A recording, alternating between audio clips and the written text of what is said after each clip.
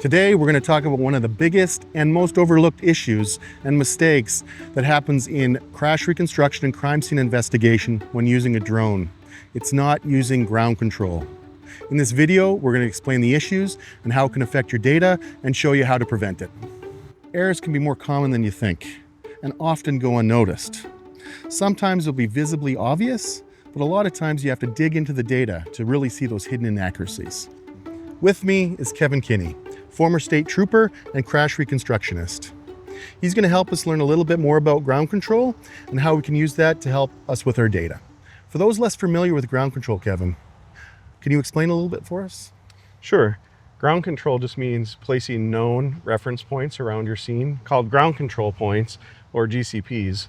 These help us align our drone imagery with real-world coordinates. These GCPs are measured using high accuracy GPS equipment like this, the FLX 100. With the help of this device, we will determine the exact location of the GCPs, which in turn will help us correct the drone's data. This process will help correct inaccuracies from the drone's GPS and camera's distortion, preventing significant errors in measurements and reconstructions. So Kevin, we've talked about ground control, what it is and what it does. Let's talk more about process. What's that first step? Well, Burke, the first step is we're going to place our ground control targets. I like using these because they're high visibility and they're easier to align later in the software. Some of the tips that I would have for these ground control targets is to place them around the outer edge so that you're covering the entire area that you're trying to forensically document, and then also have some close by your main evidence and a couple extra just to use as checkpoints. Let's start by placing this one right here. All right.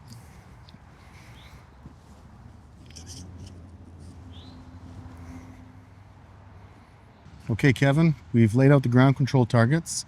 What do we do now? Next thing we're going to do, Burke, is we're going to go ahead and document all those using our GPS unit.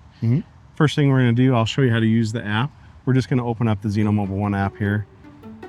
It's going to open up. Next step, what we're going to do is we're going to create a new project since we're new. This is a new scene for us. I'm going to click that 3 dots up there. It gives us the option to look at projects, layers, or settings. I'm going to select projects. When I'm in this, there's a big plus button at the bottom. We just add a new project by selecting that. And it gives us the choice. Is this a new project or are we pulling one in from previously? So if we ever had to go back to a scene, we could. Always go back and measure more. Exactly. So this is a new project. So I'm going to hit new project. I'm going to go ahead and select this. And I'm just going to name this one ground control. So I'll just put it right in there. Now, it gives you an option to add a description. A lot of agencies will put in their case number or something that will remind them that this is from that particular scene.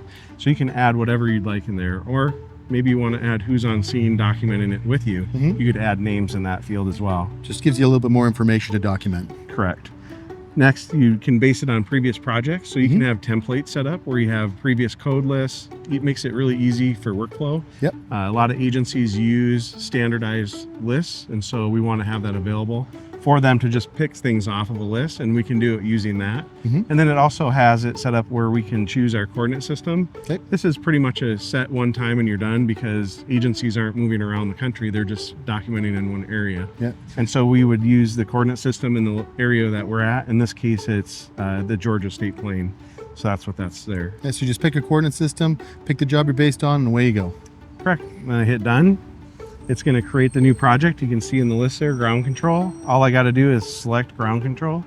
And then this arrow just puts us right in the area where we are. But you can see that it's already picking up where we're at in the parking lot based on the current map. So next step, we collect our points. Time to measure some points. Our first one is right here. So we're going to go ahead and just put our pole on there. You can see at the bottom here, it's got a little picture of the FLX with the green circle around it. What is that green circle for? Basically, the green circle is just indicating tilt, and so I can actually hold the pole at any angle. And as long as you're moving the instrument around, it'll be a full green circle, just meaning that it's got a strong signal and it's ready to measure it in tilt mode. And kind of, you don't have to level up, you just measure it any way you want to. Correct. I could be holding it at an angle or straight up and down, it doesn't matter. Doesn't matter. And I noticed that the accuracy is shown as well. So you just, as long as the accuracy is what you want, then you're ready to measure? Correct. So in this case, I'm going to go ahead and take the shot. It's going to pull up a screen. And this is like an example of a code list that we had previously. You can see that there's lots of codes in here. In this case, I'm going to choose GCP. Okay. And then I just hit the checkbox. It's going to let me code that. If I wanted to, I could actually go in there and change the name of it. In this case, we're just going to record these all as GCP. Okay. And we do them in order. So that way we know the first one we took is GCP 1, 2, 3, and so on. Okay. And we could add additional information if we needed to in the list if we wanted to. So that's perfect. Yeah. Correct. So once we know we have what we want, we just hit finalize feature and we're ready to move to the next point. Right. So let's head over. Let's go measure. So here's target number 2. Yeah, here's our GCP number 2. So basically we're just going to set this up by putting our pole in the middle of that. We're going to go ahead and on the screen you can see that we've moved to the new location. Yep, you can see it right there in the background map. Yep. So I'm going to go ahead and take this next shot here. It's going to bring up that screen saying, hey, are you on GCP? We are. So I'm just going to leave that the way it is, and I'm going to hit the checkbox, and it's recorded that point, and we're ready to move to the next one. Ready next to the next one? Let's do number 3. Basically, we're just going to check, make sure our accuracy and tilt is activated good, which it is. We're going to go ahead and take a shot. It's going to say it's a GCP. If it wasn't, I could select that and choose what the point actually was.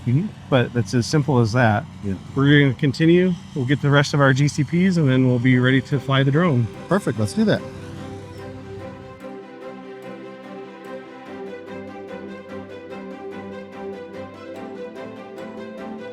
All right, Kevin, we're back in the office. What are we looking at here? We have both point clouds that we processed with Infinity. You can see that there's 2 of them, and I just stacked them on top of each other. One was processed using ground control, and the other one was processed without. Can you tell the difference? Let me just take a look here.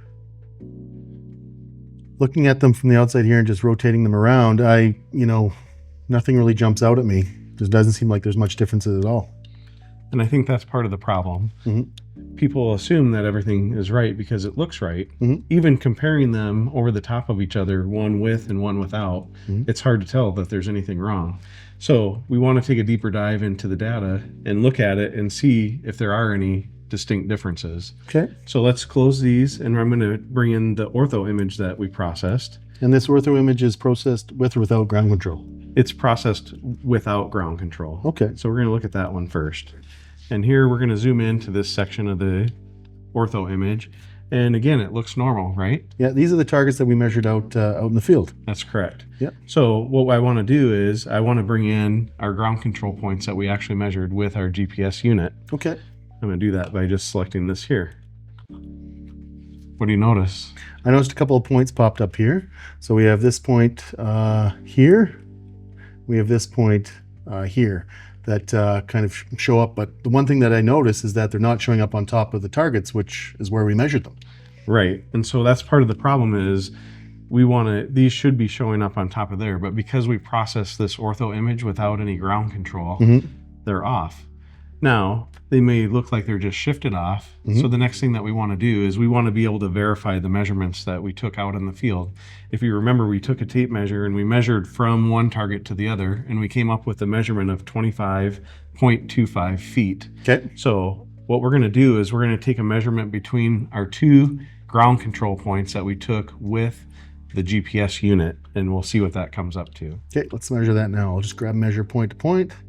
I'll measure between that GCP and this GCP. And you're right, it shows up as 25.25 horizontal distance and 25.26 slope distance. So matches almost perfectly what we measured out in the field. We're good to go there. Yep. The problem is we don't know what the distance yet is between the 2 targets that are on the ground in the ortho image. Then that's not processed with ground control. So we want to see what those measure. Okay, let's measure between those now. So I'll measure the center of this target to the center of that target. And we're getting 2602. So there's a significant difference there. That is a significant. That's over half a foot difference between the target shown in this data than the GPS measured points. Right. And different than our tape measurement. And we don't want to have that problem when we go to court. We want to make sure that we can say that the reference measurement we took out in the field matches the GPS unit's measurement, and the orthophoto matches that in case we take any measurements off of it as well. So next thing that we want to do is we want to process the data with the ground control. So now we have this information that we processed. If we zoom in now to the points that we're looking at, we can see it looks like the previous one. I don't see any huge differences here. Right, and now let's bring in our ground control. Okay. And now you can see, where do those fall? Exactly. Oh, so the ground control points fall directly on our targets. And so there's GCP 5, which is directly on a target, and GCP 6, which also falls directly on the target. The GCP 6, we measured that outside and we're talking about it. We were just going to use that in this processing as a checkpoint, correct? That's correct. So the GCP 6 wasn't used in any processing, but it's falling in the right spot? That's correct. We used ground control points 1 through 4 to process the data. Yep. And these are just 2 points that we're using to verify that the image was processed correctly. Exactly. Yep. Now we have a confirmed reference measurement that we can go into court and we can confidently now say that the ortho photo has been adjusted to match the actual measurements that are on the ground. Well, Kevin, that's a huge difference. Do you have any final thoughts for our viewers? Yes. Always use ground control and checkpoints. Just gives you that extra confidence when you walk into court. It could mean the difference between having a solid case or having your case dismissed. Well, thank you for your time. And for the viewers, thank you for watching. And remember, like and subscribe or comment below.